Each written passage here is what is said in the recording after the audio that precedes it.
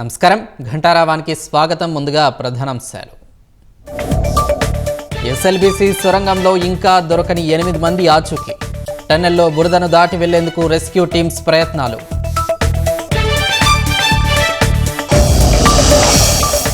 జగన్కు రాజ్యాంగ విలువలు తెలియవన్న రామ్మోహన్.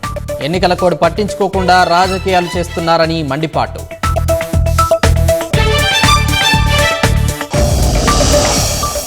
ఢిల్లీ విమానాశ్రయంలో వన్యప్రాణుల అక్రమ రవాణా.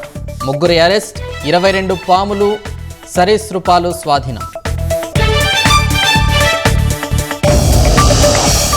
ఢిల్లీకి మొదటి మహిళా ప్రతిపక్ష నేతగా అతిశి. కేజ్రీవాల్ ఆధ్వర్యంలో ఆమెను ఎన్నుకున్న ఆప్ ఎమ్మెల్యేలు.